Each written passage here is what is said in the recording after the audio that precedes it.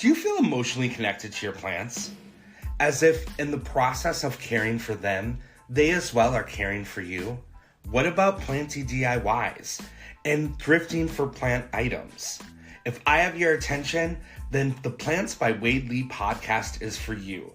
Join me, plant friends, as we dig deep and experience the magic of plants.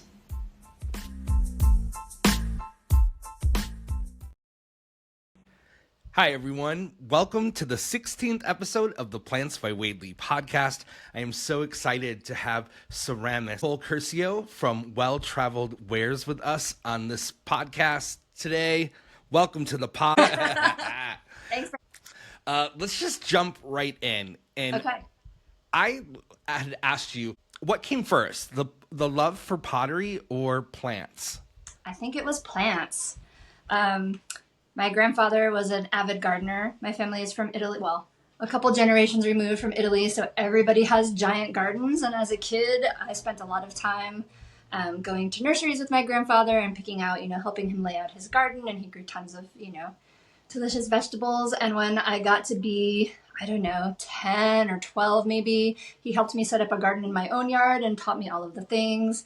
And my mom always gardened, and my stepdad had a beautiful flower garden. So I think it's just like in my genes and in my upbringing was the plants, but the pottery was not too far behind. I first my mom actually had an art not a studio, an art supply store where she taught painting classes in the back when I was a kid. So I spent a lot of time there. It was really awesome. I feel very blessed to have had a family that really supported my interest in the arts. I know other artists that have said, their parents are like, oh, you want to be an artist? Like, oh, God, Yeah, you better go to nursing school. Yeah. No, my family never did that, and it was always a thing. So I painted and I drew, and then I got to high school, and there was a ceramics class that was available, I think, my junior year. And, oh my gosh, it was love at first clay. So I've been sort of chasing the clay dream probably since I was 16. So like 30 years. Yeah, your work is so beautiful. I have a few pieces. I have some holiday pieces, ornaments, but I have this beautiful Gatsby planter. And I will tell you, I've struggled a lot with growing monsteras that are, elbow or tie constellations because of the drainage. And this is perfect. Awesome. Perfect. I'm so glad to hear that. Yeah. New growth. Yeah, that's awesome. I know I lost, my friend Amanda and the Plants sent me a cutting that she rooted of a Tycon, I think it was last year. And it was doing so well. And I went to Portugal for a couple weeks, and I watered everything really well before I went. And somebody was watching my plants, and the poor thing had horrible root rot, and it was just like mush when I came back, and I was so sad about it. So yeah, I originally designed those for orchids because I am I wouldn't say an orchid collector. I am a killer of orchids. I keep trying, and I've been trying, and I've had moderate success, but I love to make an orchid pot. So I have a bunch that I've been tinkering with.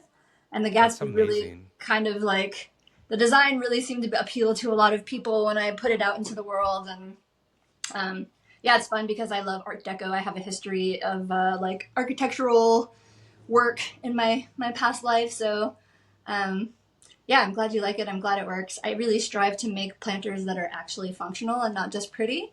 So right. I put a lot of thought into that as best I can, listen to people's feedback. And you have so many beautiful designs. The bookends planters are so amazing. Awesome. This is a special one-of-a-kind collaboration pair. But yeah, I've been working on the bookends since 2020. I started them late in the year of 2020, and I made a few prototypes that were from 4-inch pots, so they were a little bit smaller, and tested a couple different things, and they've been streamlined and modified. Oh, I should get the slip cap. It's an exciting evolution in my my bookend thing. So I've been making them, I've been troubleshooting them, I've been modifying the design, to make sure that the backs are a little higher so that if you are an overwaterer, theoretically the water will spill forward. They have a hook on the back to hang on the wall. They have drainage and slightly deeper saucer. So I put a lot of thought into them and changed them up a lot. I won't tell you all the things that I did because there are other people that are making them now too, and I want them to figure it out for themselves. Um, but the exciting thing is I've had so much interest in the bookends and questions about what's going to happen after I move to Portugal. Oh, spoiler alert, I'm moving to Portugal. Although I think at this point anybody who knows me already knows that, so not Yeah. a huge spoiler. But I've been working with another ceramic company here in Portland called Mudshark, and they actually make molds. So you can actually slip cast the piece instead of throwing it and hand building it like I do. It's still a handmade process because people have to physically fill the molds and dump them and clean up the edges, and then they still Right, right. do all of the hand finishing work and the glazing and everything. So I'm gonna work with them. I just got my first sample prototypes back, and they're so perfect. I'm so excited about them. So I'll be able That's to. amazing, Isn't it Nicole. amazing? Yes. It's been a What an long. evolution from, the first start of it in 2020. Yeah, for sure. It's a huge difference. Actually, I'm gonna run and get it. It's super close. Yeah, yeah. So this is one of the sample prototypes. They're so Wow. slick. This needs some work, so don't look at that part, but they're great. So they're a little bit taller than the ones that I've been making. Just a touch, and not quite as deep, but I think it works out. And I'm really pleased with how they look. So Yeah. coming soon, which is super exciting. And that's the first prototype? Yeah, that's the first completed sample. They gave me a white one and a Wow. black one, but I think the black one is in my studio right now, and Yeah, that, yeah. that would take way too long. Um, so, um, but the bookends, I don't know, should I just roll? Should we just roll with the bookend conversation? Yeah, let's do it. Okay, so I've got three big projects happening right now. Two of them are related to the bookend. So I have the slip casting project, which is doing its thing. And then I'm moving to Portugal, as I had mentioned. I am opening a ceramics community studio, which will also have a small gallery space, residency program, retreat program, and I will also classes offer. I'm so excited, I can't even say all the words. It will offer classes and workshops, and it will also give local Portuguese artists the opportunity to be members and rent space by the month so that they have a dedicated place to create their work. Um, there is such a rich history of ceramics in Portugal, and yet materials costs and electricity costs, and actually finding a place that has the wiring to support the higher temperatures that we fire to, most people fire here too in the States. A lot of Portuguese artists will fire to a much lower temperature, like terracotta, like a terracotta pot, for planting. It's Hmm. kind of a softer thing, and I'm sure you've noticed over time they sort of start to deteriorate. They get a little dusty, they crack, they break. It's a softer clay body. It fires to a lower temperature. They're great if you want something to wick the moisture out and not Right. retain moisture. So they have a function, but they're not great as like dishware, something that you're going to be moving and touching a lot. So anyways, I got off topic. So the clay body that I work with is a mid-range clay body, and it's great for dishes and planters. It's a little stronger. It's got, a little more Yeah. oomph to it. And the electricity is hard to come by there. Some places that just like my house that I bought is not wired to support a kiln like a kiln that I have here. So Wow. we want to offer memberships to people so that they can come, they can use the space, they can use our equipment, we can have a community of people working together and really help share the different traditions and techniques in ceramics.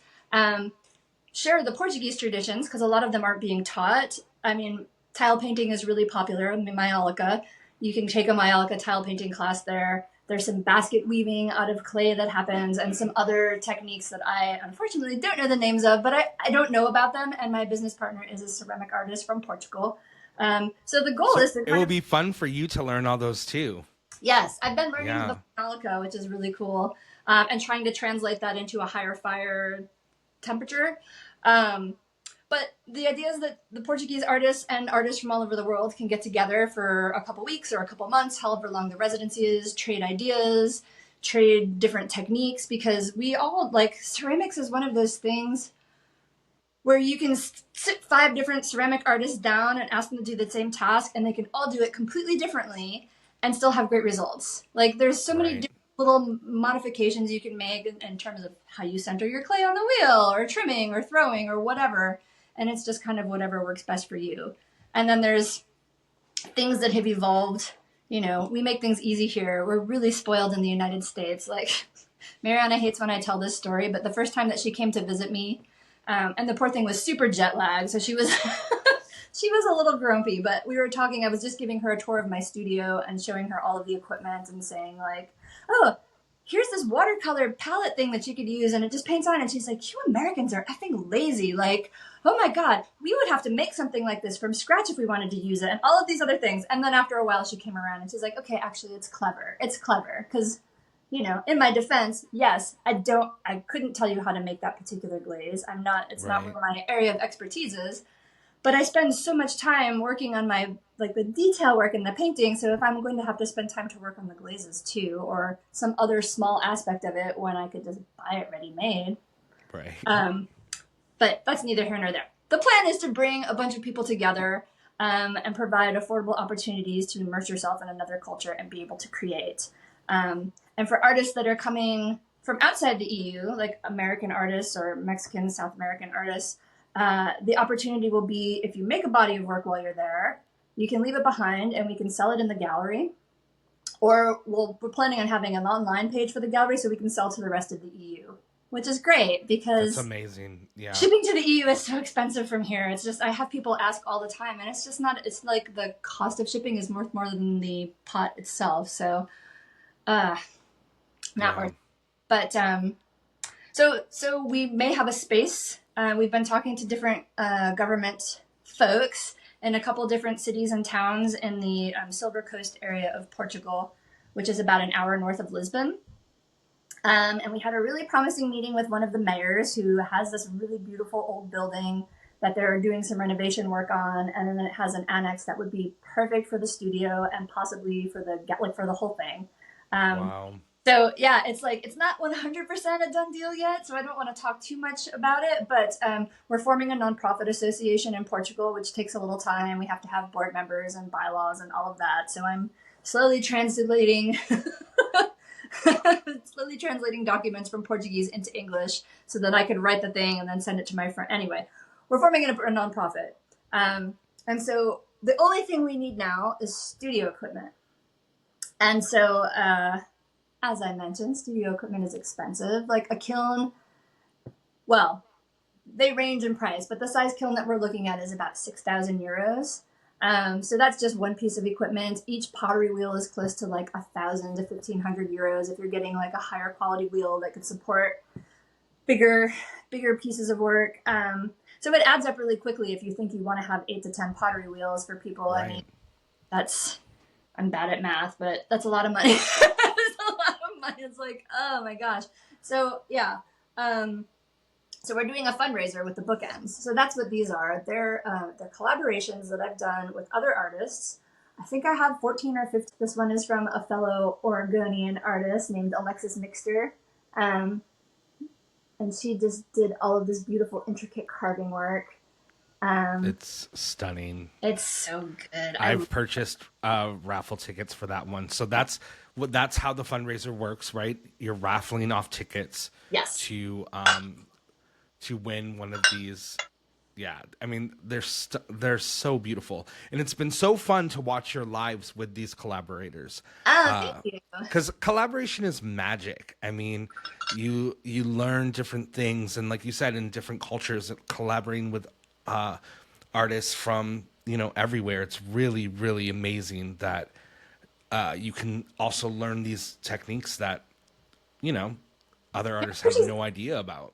It pushes you out of the comfort zone a little bit too. And, I was talking to, so Delvin Good is another artist that's making bookends with me. And I was chatting with him yesterday because he does a lot of collaborations and just kind of thinking about that concept of like, what is it about collaborating that you enjoy so much? Or what have you learned that you don't enjoy? Because I'm sure there's pros and cons and a lot of it is dependent on the artist that you're working with. But right. He hit it on the net. He's like, it makes you want to do your best, right? Like if I'm sending something that I made to another ceramic artist, I have that little like imposter syndrome of like, oh my gosh, I'm sending them this bare form and they're going to judge me and they're going to look at like how I assembled the seams and they're going to think it's too rough on the end, like whatever silly thing you think. So you want to send them like the best version of whatever you've made. And then hope that they give you the same back in exchange. Like these, So these were made by my friend Corey Jacobs. She lives in Mexico, a little bit north of Puerto Vallarta on the west coast.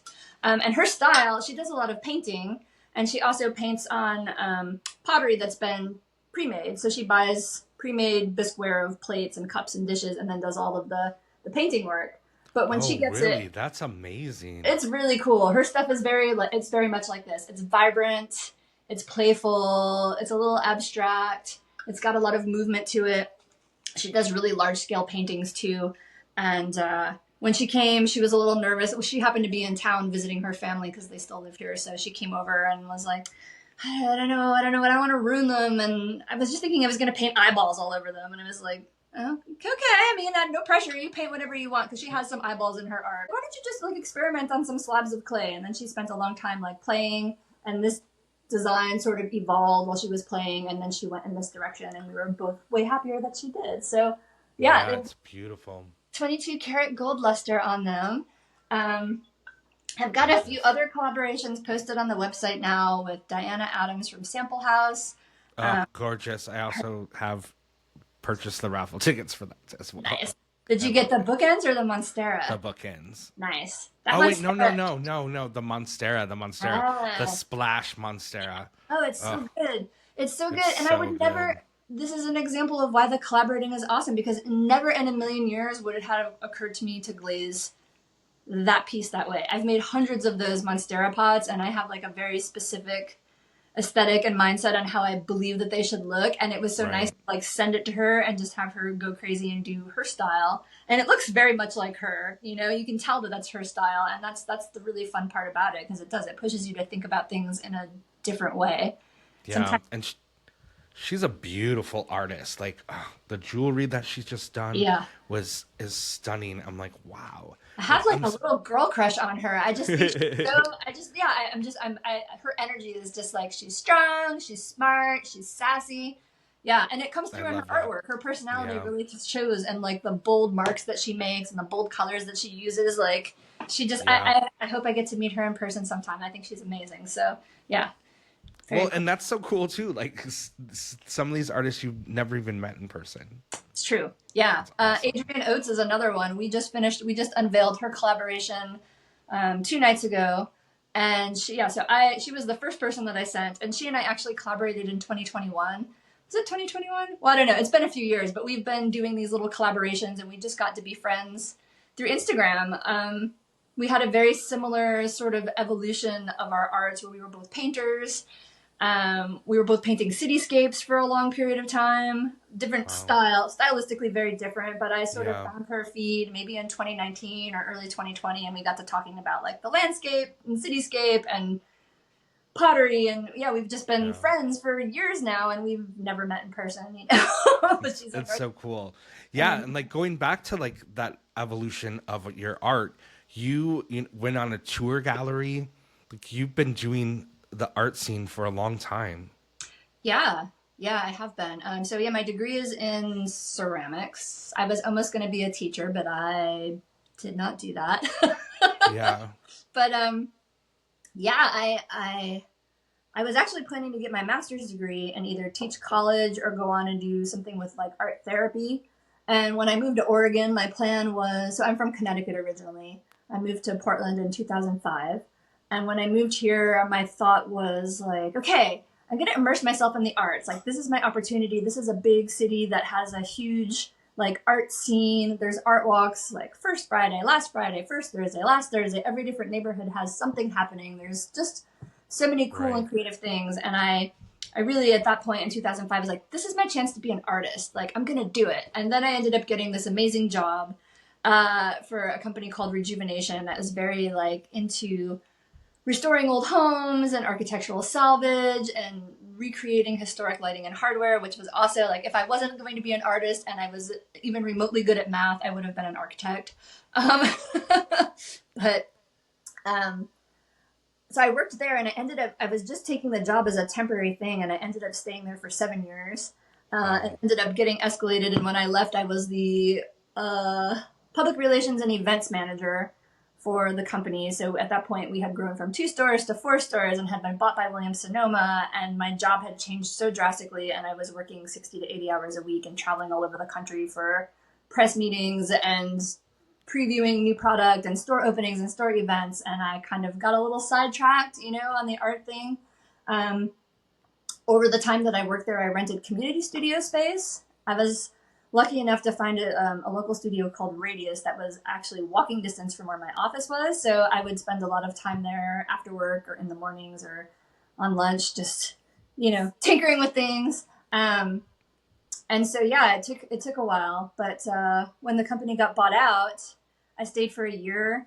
And I feel like, I don't know, if I'm sure most people have seen Office Space. It got to be very much like Office Space by the end, where it was like I had 5 different bosses and people were calling me from San Francisco, or like my boss's boss's boss would drop by my desk, or my boss would be like, "Why are you doing this?" And it was getting so many different mixed messages and just working so hard. And I finally just, I quit. I quit, and I didn't have a plan other than like I had just bought my house. So this is 2012.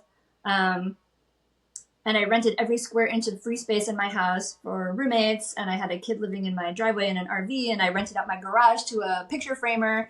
And I started freelancing for small businesses, worked for mostly art related.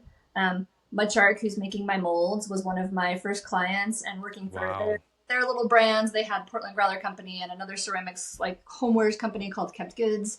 And I just started picking up other artist clients, and it helped me learn a ton.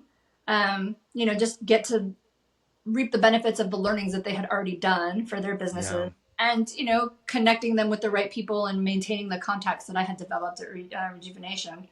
I took us on like this really long sidetrack, but anyways, in 2012, and then I decided I wanted to just get back to the art because that was the plan. So I was freelancing time, and then I started doing gallery shows and art festivals and markets and like everything that I could apply for, which I think is a common rookie mistake when you're a new artist. You want to do all the shows.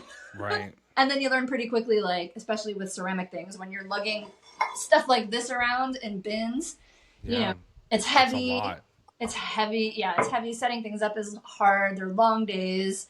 And so I was making, as you said, cityscape stuff, which actually came from my friend Corey, because she used to come and paint on large unrolled canvases when she'd come up for the summers. And she stayed with me one summer, and I totally, after some wine and maybe a little, smoky, I took over her canvas and I started drawing on it with Sharpie. And she totally let me do it because she's like, "I'm stumped. I don't know what to do with this." She does a lot of random mark making. She'll just kind of pick a color palette and just start layering paints onto the canvas until something catches her eye. And she didn't see anything, but man, I sure saw cityscapes and mountains and like all of this just crazy. So yeah, I ended up stealing this 3-foot by 5-foot canvas from her. And for months, I just spent all this time like outlining the buildings and working on it. And it set me down 6 years of architectural art on paintings. Wow. And eventually it found its way onto the pottery. And then, I started doing shows with both painting and pottery. And towards the end, it was mostly just the pottery. It's so cool. Yeah. It's a cool journey. I love being an artist because it's so cool. Like, just it really is about the journey. It's not about getting to like, this place, because it never is this place. There's always something else. And it's just like figuring that out and really relying on your intuition and your own talent to like figure it out, which is so cool.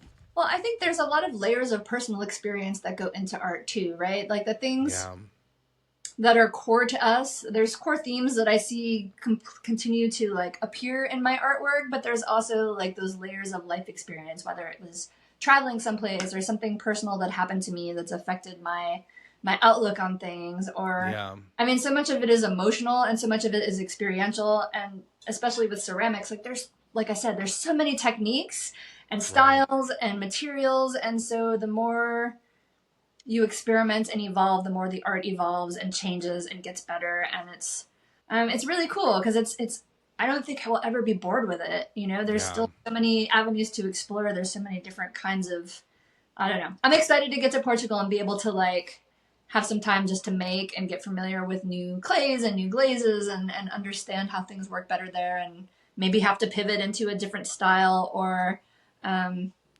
materials because what's available here is not necessarily available there. So again, it's that Right. push out of the comfort zone. Um, but yeah, and let's see. The style evolved in 2020 from the cityscapes to the planters and things, and I've been on that road and happily just explore. There's endless possibilities, so I'm Yeah. oh, there you go. Yeah. So well traveled wares, w- that really comes, you traveled a lot too. Yeah, yeah. Yeah. Um, I didn't leave the country until I was 30, but once I did, man, I had the travel bug. So I've Yeah, always that's loved road awesome. trips, and I'm inspired by people watching, and I love architecture, and so I could just sit anywhere and stare out the window and be inspired. Yeah, Um, that's so cool. yeah, yeah. And so when I was thinking of a name for my business, I was like still thick in the cityscape stuff, and I didn't want to have something that would pigeonhole me into making that style of work forever. But I Right. thought, well traveled, meaning like, yes, you've traveled and you've seen, like, you're well traveled, you've seen a lot of things, but also well traveled can be something that has been around for a long time and is Right. sturdy and is well made because it's like it's made to last, it's well traveled. So I thought that would be a good name for the things that I'm making. So I want to make high quality stuff, and I get inspired by traveling, and some of my art is not made here. Well, now it's none of it's going to be made here soon. Well, some of it will still be made here. But yeah, so it's a little fun play on words. And how did you end up growing your following on social media? It's been a lot of ups and downs. Well, thankfully, I have a background in marketing, which has been really Yeah. helpful um, in terms of strategy. Like, I feel lucky to be an artist with like a marketing strategy sort of brain because so many of my artist friends don't, and they really struggle with that.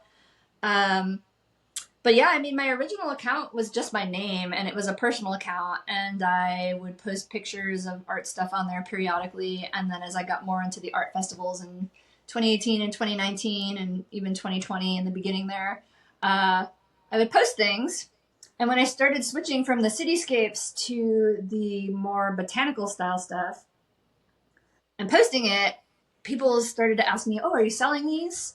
Are these for me? Could I buy this? Do you take orders?"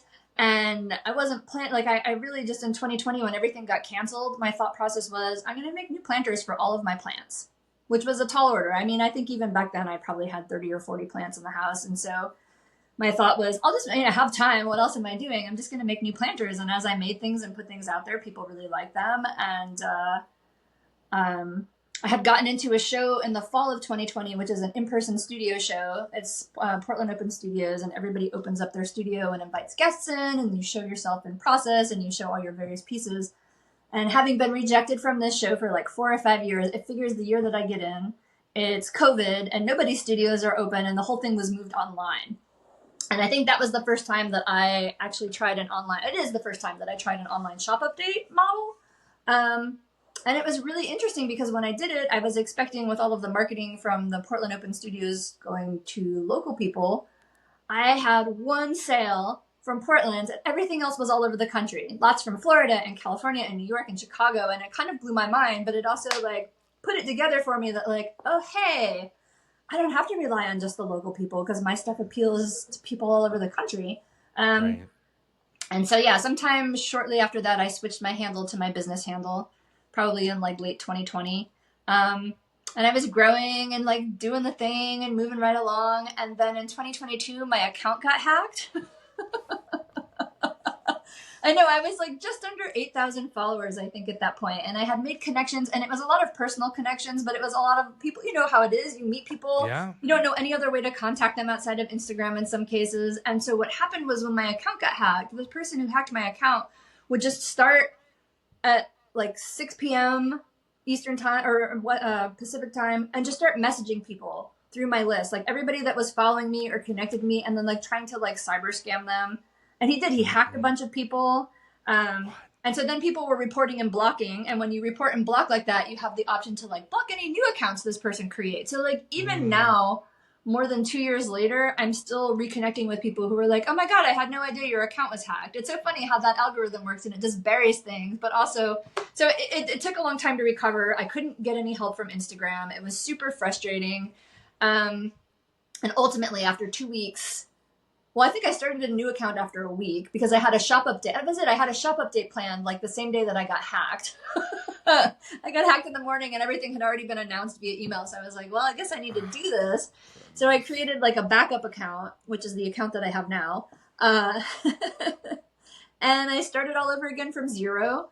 I ultimately got access back to the original account, but it was nauseating to go through and read all of the messages that this person sent to people. It felt really violating. Yeah, it is violating. Yeah.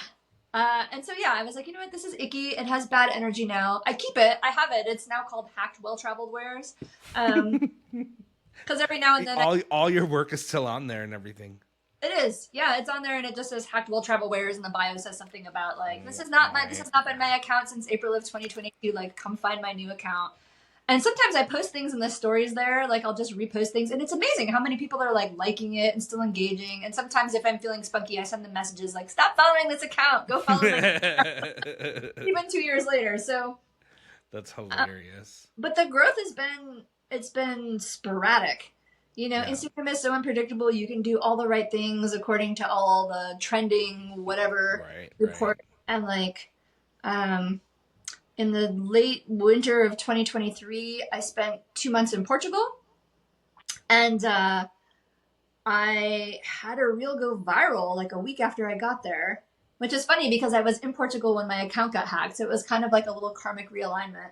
But I think I was around 5,000 followers at that point, and I had, it was my pole dancing planter reel. I had a reel that I had made of me potting up a pole dancing planter, and it skyrocketed. And the next thing you knew, I was at 10,000 followers. And then I had a second reel at the same time, maybe like a week later, of my bookends. That was the one that really made the bookends go crazy.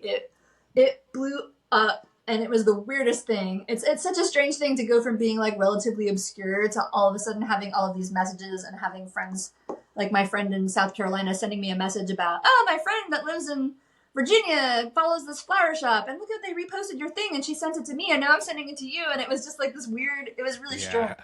And really cool. And so yeah, it's been steady growth, and then every now and then I have something that seems to really resonate and it skyrockets. And then it's really quiet for a while. But I would say to people who are aspiring to grow your following, don't focus on the numbers. If you have an email, like I use MailChimp, I send MailChimp emails out about what's happening, about the fundraisers, about my art collection drops. And if you can get people off of Instagram and have some other way to contact them, like that was my biggest takeaway from being hacked. Anytime you can move people away, like move the barrier from TikTok, from Pinterest, from whatever it is, because they're always going to be like some level of control there that you don't have. And for me as a small business person, like I can only make like 60 to 100 pieces at a clip, right? So like I don't need 30. I mean, yes, I would love to have 30,000 people clamoring to buy my artwork, but I can't make enough for that many people as it is. So if I have a small email list and like a small percentage of those people want to buy things every time I post it, that's great. I mean, there are molds now. And there are molds just for the bookends. I know as soon as I said so 30,000, I mean. Well, they're a pretty small production studio. I think they only have like 8 or 10 people working there now. So they also. I'm just thinking big for you, my friend. Yeah, I know. Please think big. Well, the fun thing is, I already have one of my prototype bookends in Portugal, and I'm talking to a couple of different people there about making molds for me there, so I can do production, because I'm hoping they take off in the EU the same way that they took off here. Yeah. That's awesome. It is awesome. Yeah, you also have some Airbnb properties. Yeah, so my house, this was part of our move to Portugal plan. It's been a long game. We kind of decided in 2016 that was what we wanted to do. And we're really trying to like monetize my little 1,200 square foot house here in Portland. Yeah, I've got Portland and Portugal in my brain. So yeah, in 2019, we decided we were going to convert my garage into a little sleeping loft. We had a really rough like space that we had built ourselves in the top that people would stay, like friends would stay in, but there's like no bathroom, and it had like a lean-to ladder, and it was a little rickety. But so we actually like I did a lot of the design work, but I consulted with an interior designer to kind of like actually there's that math thing again and tell me like, oh yeah, what you have in your head is super cool, but that actually does not logistically work in this space. So she helped us. Yeah, we finished construction in October of 2019. The whole space has like big, beautiful skylights, and there's like a little like sitting loft above that's full of plants. I have a Scindapsus like climbing up the wall, and a Rhaphidophora tetrasperma like not far behind it. Awesome. There's an overhang that looks over the main part of the studio, and there's a big shelf that's full of Hoyas, which are blooming like crazy finally right before I move, and I have to get rid of them. My Hoya sunrise has been prolific. It's and the light is so perfect in there for them, and it's like nice and hot because it's near the the ceiling part. So yeah, we started renting just before COVID. Things started to fill up in like February and March and April. We started to get all these bookings, and then the world ended, and it sat empty for most of 2020, which was like, oh my god, what did we just spend all this money on? Holy cow! But now it's great. It's great. It's full awesome. Most of the time, and it's been a really great way for us to sock some money away. And part of the residency requirements for Portugal, anyway, is that you have to for the visa that we applied for, you have to be able to prove so much in passive income. Because they don't want you to just come in and be a burden on their society if you don't actually have the money to exist. Have money, right, to live really there. hard to get a job in Portugal if you don't speak Portuguese. And as one of the poorer countries in the EU, the wages are very low. So like minimum wage, I can't remember if it's 820 or 860. They just moved it up. But that's 820 euros a month. That's like $900 roughly, depending on what the exchange. And not a lot. It's not a lot. It's a lot to exist on that amount of money. So, being able to have like a baseline income while we're getting the community center running, and I'm establishing myself in Europe as an artist. So yeah, we have that space that we'll rent. If I could have rented my house on Airbnb too while we were gone, I totally would have done that. But legally, you can't do that from a permitting perspective in Portland. And I'm a rule follower. So the next best thing, my studio assistant, Anna, and her fiance are going to rent my house. Oh, very cool. And she's going to keep the studio. I'm going to leave my studio set up because she is an aspiring ceramic artist, and she's been learning and sort of been mentoring, I guess, teaching things. So she knows how to do some of my like basic production stuff. So she's going to help me offer more colors of the bookends, because Mud Shark is only going to do white and black.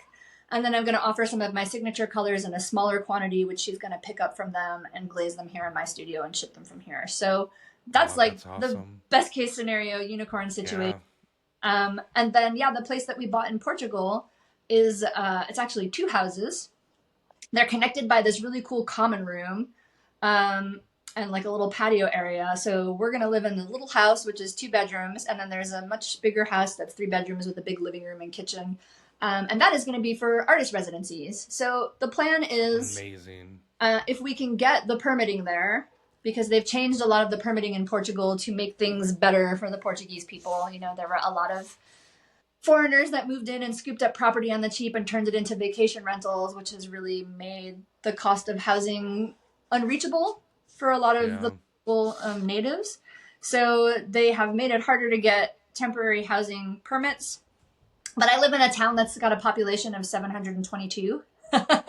So they are a little more lenient, and they want to bring people into those little places. So I think we should be able to do it. So the plan is, if we can, we're definitely going to have residencies. We're definitely going to host really small, intimate retreats. So if there's an artist that does an extended workshop and wants to have an experience in Portugal, we figure we can house 6 to 8 people between the 2 houses in the common area. And then, as a last minute thing, like if we're in between and we can rent the space on Airbnb or bookings.com or something like that, then we'll have that space available for people to come through and stay.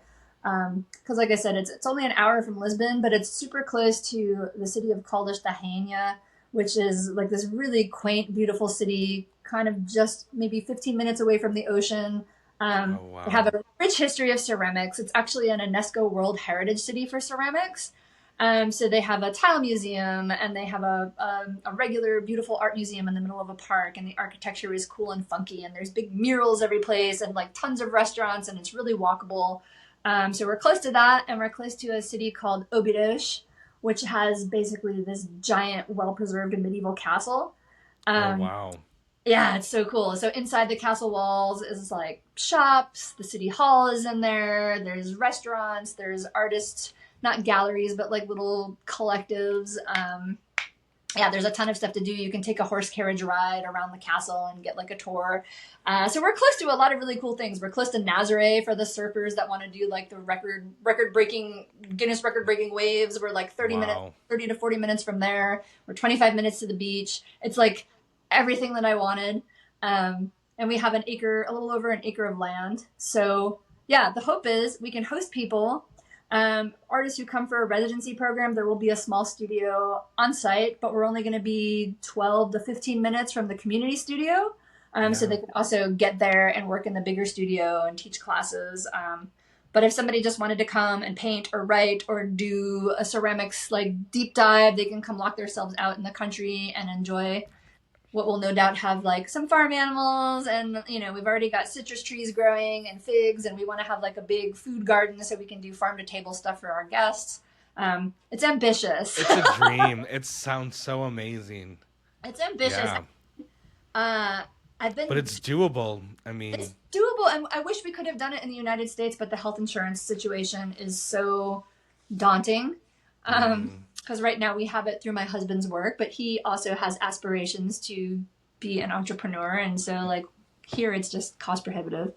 So we're hopeful. We're hopeful that it works out, and we're hopeful that people come, and we're hopeful that people buy raffle tickets for all the amazing things. I guess I should plug this one more time. So yes. This is a collaboration with my Portuguese friend Mariana. It's a giant planter with lots of drainage, and it comes in a big saucer. So all of the raffle tickets for all of the things, everything goes towards buying studio equipment. I have the goal set at 50,000, but that means 50,000 less taxes and less processing fees, and also any money that is made after I become a tax resident of Portugal. It doesn't quite get double tax, but I have to pay taxes to Portugal and to the United States, which means it like counts for less. So the goal seems like a lot, but I figure if everybody I know donates like $5 or $10, right, we'll get there. We're just under 6,000 right now, which is great. It's been a little slow lately. I think mostly because I've just been, I've been in post-surgery recovery land, but I've been sitting here like writing notes to people. Oops, anybody who has ever made the mistake of giving me their address is getting a little card in the mail about, we're building this thing, and there's a little QR code and the links, and it's like, this is what we're doing, and this is how you can help. So that's awesome. I'm hopeful that people will choose to buy a raffle ticket or just donate straight up. There's a little donate button. The minimum amount is $5. Think about it as like, if you met me in person, would you buy me a coffee? I'm asking you to buy me a coffee, except it's going towards buying clay stuff. So we're hopeful that we can raise the funds. We're hoping that we can have things, I want to say, up and running by next spring. I think that might be ambitious depending on how things move there, but if we solidify the location sometime soon, we can actually start planning to do, oh gosh. So we're fundraising, and I hate to be the person who's like, give me money because I have a dream, but like, I've been planning this for 20 years, and it all started in Florida on Sanibel Island at an artist collective, and it just planted the seed in my brain, and for my whole life I have just keep thinking about like, how do I do something to build more art community and bring people together and like share this knowledge. And also I'm going to have tons of plants in my new house, so there's going to be sharing of that too. That's awesome. Yeah. And tell me again about the story in Florida. Oh yeah, so my ex-boyfriend from forever ago, his family had a timeshare in Sanibel, and so we would go down there, vacation with his parents, and we rented bikes, and we're kind of biking around, and we stumbled on this artist collective, and I meant to look up the name because I did this last time. I think it's Is it Tower Gallery? It doesn't matter. If you Google artist collective in Sanibel, there's only two that come up, and one of them is in this beautiful little craftsman house. That's the one. And I went in, and every room had one or two different artists work on display. And it was just such a cool concept to me that a group of people would get together and agree to run this space as a collective, because it's cost prohibitive. As an artist, you can make a bunch of money one month, and then for me with my production schedule, I haven't sold art really since the end of April. Yeah. So as an artist, like, yes, you can have a huge hit of money at one time, and then there's like a bunch of lag time. And so to be able to share the costs and share the time of running a space, because running a business takes a ton of time, and if you were running the whole space by yourself, like, when do you have time to make? So yeah, I really loved the model that they had. I love that they worked together. I love that they supported each other. And I thought, like, this is what I want to do. I want to figure out how to do this. And so, yes, every job that I have had since that time has given me the skills that I need to make this run, from the marketing, the events planning, the PR. Working in retail, I was a display manager for Restoration Hardware when I was very young. I've worked at galleries. I've worked in shipping and receiving. So yeah, everything, I'm like, how do I learn as much as I can about making something like this go, so that I can put all these pieces together and figure it out. Wow, the dogs did not freak out. Good job, guys. And so yeah, it's been a lot of learning, and a lot of, collaborating with people and finding people who know more than I know about things, and asking questions, and just, it's like, I think it's important to admit what you don't know when you're going to be able to ask for help. And it's like collaborating on art, just collaborating on stuff. People generally want to help, if you have a question. It's like how I met Mariana. I mean, my Portuguese business partner, I heard her on a podcast in 2021, and I thought, she seems like somebody who's like dialed into the ceramic scene in Portugal. I don't know anything about it. At that point, we didn't know where we wanted to live yet. We just knew that we wanted to be there. And I found her on Instagram, and I sent her a message and was like, I don't know if you speak English. I like your work. I heard your podcast. I'm really interested in talking with you. And that was July of 2021. She sent me a note back, very thorough, long explanation. We're texting back and forth on Instagram. We exchange phone numbers. We talk on the phone, on WhatsApp. We have video calls. And through the course of this whirlwind, like, beginning of our friendship, I had said, we should do an exchange program. Like, come to Portland and I'll come to Portugal, and we can work in each other's studios. And she said, what are you doing in September? Do you want to come? And so, yeah, in September, just a few months after first contacting her, I flew to Portugal in the middle of the pandemic, like, with like 3 masks on my face, all like, don't get sick. And we were like the fastest of friends. As soon as we met at the airport, she gave me a big hug, and it was like we had known each other forever. And that is how our friendship has been the last few years. And since then, we've traveled back and forth a bunch of times. We've worked on these collaborative pieces together. We've been talking about this community center idea, and we're fortunate that we have very complementary skill sets and not a lot of overlap. Like, she's super extroverted in public. She can talk to anybody. I'm sure one-on-one or on Instagram, it seems like I might be the same way, but stick me in a room full of people that I don't know, and I'm like...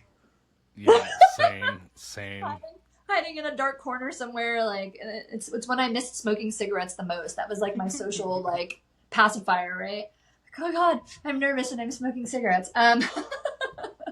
So yeah, she's super extroverted. I have the business mindset. She has all of the connections there. She's been really involved in representing various different cities with the art and teaching, and she's got great foundational space in her existing studio. So it's yeah, I'm hoping it all seems like it's gonna just come together. Yeah, it all has so far. Yeah, it's been awesome watching you, like, to apply for the visas, and like, is this even gonna get accepted? Like, and then it's a go, and then you found the property. It's just so awesome. Yeah, it is. It's been really incredible, and I've really tried to temper my expectations, because you read a lot. I mean, I'm not naive enough to think that I'm moving to another country and all of my problems will be solved, right? Like, Portugal has its own set of challenges.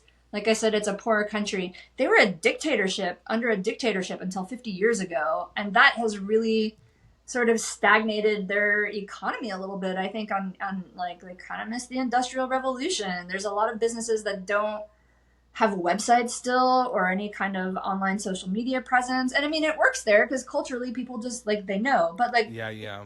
you're looking for a store and there's just like this big building with no signage out front. You can just go flying right past it. Like they're not big marketers, which is cool, but also, you know, coming from a capitalist country, like, what are you guys doing? You know, so Right. I mean, there's that. There's lots of challenges there for sure, and there's definitely some. I have experienced nothing but welcoming people who have been kind and helpful. I mean, everywhere I go, I have yet to have a negative experience with a native Portuguese person, but I have definitely heard stories about people who have had very different experiences where people are bothered. There's like, here's these rich people from whatever country coming in and buying land and taking our space. And it's kind of like the same thing with here, right? They're like, oh, all the foreigners and taking our jobs. Well, you know, so I'm sure there's going to be some of that. Navigating the language barrier is going to be super tricky. We're taking Portuguese, but I'm a slow learner. So yeah, but I feel optimistic, and I wanna do good, and I want to help there. So hopefully I can. I'm excited for you. Thank you so much for coming on the pod. I really appreciate you. Thank you for joining me. Months ago. It's weird that it's months ago. I can't believe a client the other day was like, well, how many episodes do you have? And I'm like, well, I just recorded the 16th. It's insane. So months ago I asked you and you were like, a lot's going on, Wade. Like, I'm having surgery, and I'm just like, wow, like. Yeah, I think since you first asked me, I've been back and forth. Oh my God, I cannot speak. Back and forth to Portugal twice and had hip surgery. And I'm doing like another million things. So like, yes, this was the perfect time. It's so sad. There's a bunch of people that ask me for like conversational things, and I'm like, June is my month. June is my month. I'm going here, sitting in my recliner of safety with my foot up, and like, yes, I am a captive audience in June. Yeah, well, I appreciate it so much because I do love your work, and I think it's incredible what you're doing in Portugal. I have a client. Her name's Tony. She is a ceramist. She's been doing it for maybe a year and a half or something, and she's really dialed into the local ceramic studio. And she's like, Wade, I would never be able to afford, you know, the kiln and all that. And it's so cool that you will create this in Portugal. I'm very excited for you. Well, thank you. Yeah, I'm hoping we can pull it off. And I thank you for your patience and waiting for me to oh my God, of course. Get myself on here. Can I do a little plug on where to find the raffle stuff? So, of course. Shameless self-promotion. So my handle on Instagram is well.travel.wares because, you know, the old one was occupied. The lack of dots was occupied by the hack account. My website is just welltraveledwares.com, all one word. And if you go there, you will see all of these amazing. Oh, I forgot to show this one. And it's so beautiful because I put fresh flowers on it this time. My buddy, my ceramics pal, brought me lilies last Friday, and they smell so incredible. But this is another collaboration with Mariana. So all of these things are on welltraveledwares.com. The raffle tickets start at $5. You can also just straight up donate. And I'm working on my final U.S. collection before my move, which should go live in July. Everything is made. It just needs to be glazed. But I'm finishing up another project first. So, yeah. So, awesome. Last chance to get stuff until next year for me, probably. That's it. Yes. And those of you listening through podcast, you can also go on YouTube, Plants by Wade Lee, to see the items that Nicole is showing. And also there is video on Spotify as well if you have an account, I believe. But definitely YouTube, check it out because these pieces are beautiful. You don't want to miss. I mean, imagine to get a beautiful piece of collaborative art for $5. I mean, and it helps. Yeah. Like I think people don't believe me when I say $5 helps. It's such a weird thing asking people for money. It goes against like every fiber of my being. But I'm getting better at like having those conversations, and it's just like the range. And people spend like money just on like whatever. My love, thank you so much. I appreciate you being on the 16th episode. Insane. Woo woo. Thank you all for listening. Definitely check out Well Traveled Wares. Beautiful, beautiful work. Thanks, Nicole, my love. I appreciate you being on here. Have a great We day. will do this again when you're in Portugal, and Love that. yeah, that'll be awesome. After All right, September. love. Bye-bye. Have a great day. Bye-bye.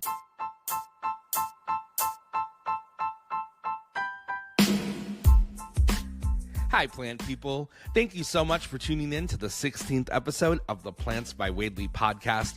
Make sure to follow Nicole Curcio at well.travel.wares to follow her journey to Portugal and purchase one of those $5 raffle tickets for one of her beautiful bookends.